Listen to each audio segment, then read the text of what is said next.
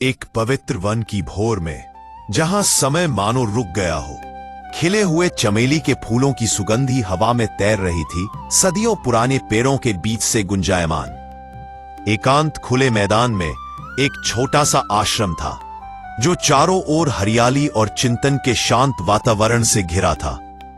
यह आश्रम ज्ञानी ऋषि गौतम ऋषि और उनकी सुंदर पत्नी अहिल्या का निवास था। अपनी अलौकिक सुंदरता और लावण्य के लिए प्रसिद्ध अहिल्या की प्रशंसा मनुष्य और देवता दोनों ही करते थे। उनकी कृपा अद्वितीय थी और वे एक ऐसी शांत गरिमा के साथ प्रस्तुत थीं, जो उनकी आयु से परे ज्ञान की बात करती थी। एक भाग्यशाली सुबह, जब सूर्य की पहली किरणें धरती को छू रही थीं, देवताओं के राजा इंद्र गौतम ऋषि का वेश धारण करके इस वन में अवतरित हुए। अहिल्या की लालसा में अंधे इंद्र ने एक योजना बनाई थी, उनका हृदय दिव्य होते हुए भी ईर्ष्या और लालसा से ग्रस्त था।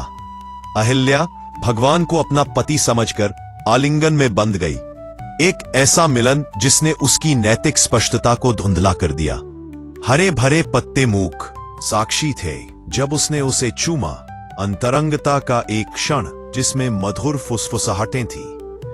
जैसे जैसे भोर एक बेचैन सुबह में बदल रही थी, असली गौतम ऋषि नदी किनारे स्नान से लौटे तो उन्होंने भगवान को अपने बीच पाया और उनकी पत्नी विश्वासघात के एक क्षण में फंसी हुई थी। उनके भीतर क्रोध उबल रहा था, उनका मन उस शांत तर्क को पकड़ने की कोशिश कर रहा था जो अब उन्हें चकमा दे रहा था। मैं तुम्हें श्राप देता हूं अहिल्या, पत्थर बनकर रहो, गौतम ऋषि ने आदेश दिया। उनकी आवाज हृदय विदारक और क्रोध से कांप रही थी। उनके शब्दों से जंगल कांप उठा, मानो उनके दुख में भागीदार हो। फिर भी अहिल्या की कहानी का अंत त्रासदी में नहीं होना तय था। किंवदंतियों में एक ऐसे उद्धार की भविष्यवाणी की गई थी जो अभी आना बाकी था।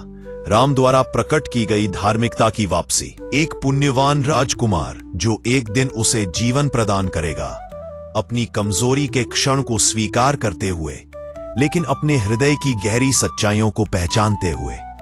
और इस प्रकार अहिल्या वही रही, मासूमियत की चादर ओढ़े, अपनी तपस्या को वहीं सहती रही जहां उसने कभी आनंद का अनुभव किया था।